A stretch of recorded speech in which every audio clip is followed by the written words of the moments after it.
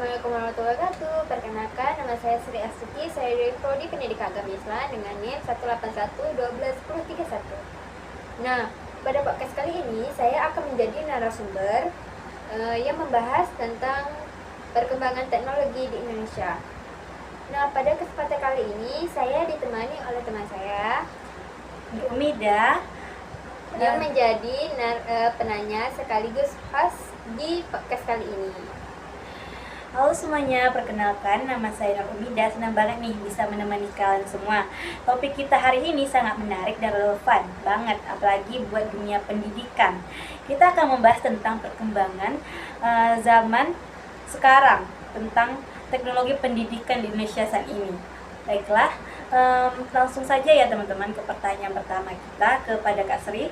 Oke Kak Sri, mungkin bisa dijelaskan dulu nih kepada pendengar kita, sebenarnya apa sih maksud dengan teknologi pendidikan itu?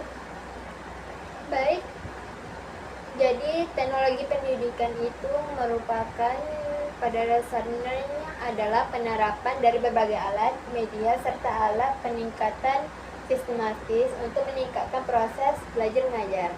Nah, menurut Prof. Dr. Nasution, teknologi pendidikan adalah media yang lahir dari pengembangan alat interaksi yang digunakan untuk tujuan pendidikan. Jadi, enggak cuma tentang elektronik, tapi mencakup tentang sistem, metode, dan strategi yang digunakan untuk membuat pembelajaran lebih efektif dan efisien. Wah, berarti luas banget ya cakupannya, nggak cuma soal komputer atau internet aja nih.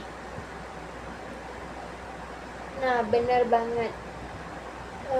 Di Indonesia sendiri, konsep teknologi pendidikan udah ada pada tahun 1970. Tapi pada masa itu masih sebatas media, contohnya selinde, film, dan OHT. Nah, baru pada modern sekarang, teknologi diganti menjadi ke arah seperti e-learning, video interaktif, dan pembelajaran berbasis internet. Nah, kalau kita lihat dari kondisi sekarang nih Kak, perkembangan teknologi pendidikan di Indonesia ini sudah sejauh apa sih Kak? Dari perkembangannya udah cukup pesat, apalagi sejak pandemi COVID-19. Hampir seluruh sekolah dan universitas teradaptasi dengan sistem online e-learning. Sekarang banyak banget platform yang digunakan seperti Google Class, Zoom, dan Moodle.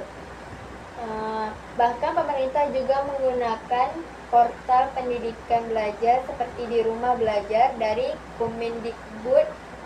Selain itu, belajar juga berbasis teknologi juga mulai diterapkan di belajar learning, yaitu gabungan pembelajaran tatap muka dan daring. Wah, berarti teknologi pendidikan udah jadi bagian penting dong dari sistem belajar kita ya. Kalau untuk itu sih benar banget setuju ya, karena teknologi ini bisa mempermudah akses internet. Nah, terus mempercepat pencapaian materi dan bikin pembelajaran lebih menarik. Kalau gitu bisa dijelasin nggak Kak Sri, apa sih manfaat dari teknologi pendidikan ini? Kalau untuk pemanfaatan sih ada beberapa manfaat. Manfaat yang besar banget sih. Yang pertama, meningkatkan produktivitas dan efisiensi proses belajar mengajar. Guru bisa menyampaikan materi lebih tepat dan lebih mudah. Yang kedua, memberikan kesempatan bagi siswa untuk belajar sesuai kemampuan mereka. Jadi, lebih individual dan fleksibel sih soal ini. Terus yang ketiga itu teknologi juga membantu guru dalam perencanaan yang sistematis dan ilmiah. Dan poin yang terakhir nih ya, dengan adanya teknologi pendidikan bisa dijadikan atau dijangkau sih lebih luas, bahkan ke daerah terpencil lewat sistem daring. Nah, kalau itu tadi kan manfaatnya ya Kak.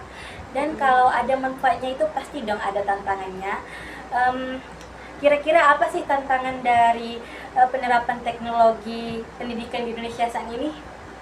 Kalau untuk tantangan sendiri hampir semua orang tahu lah ya, salah satunya sih masih ada kesenjangan teknologi antara daerah perkotaan dan daerah pedesaan.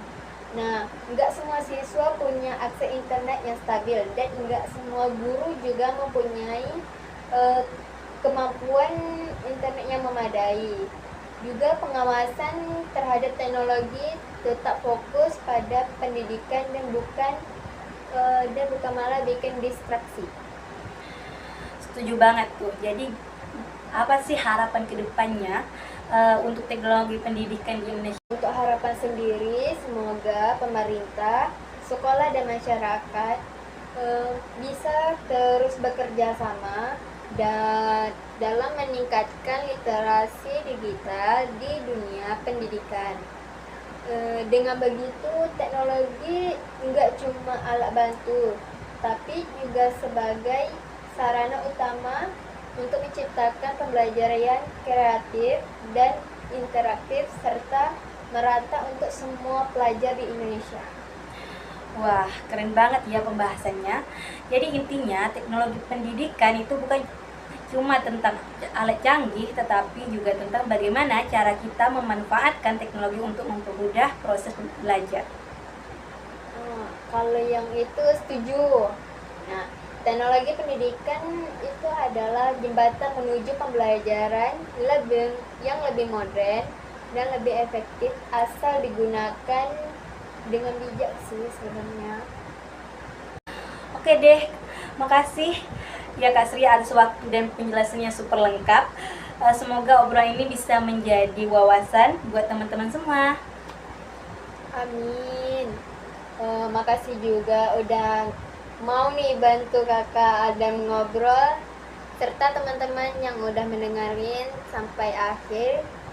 Terima kasih banyak. Sampai ketemu di podcast selanjutnya. Wassalamualaikum warahmatullahi wabarakatuh.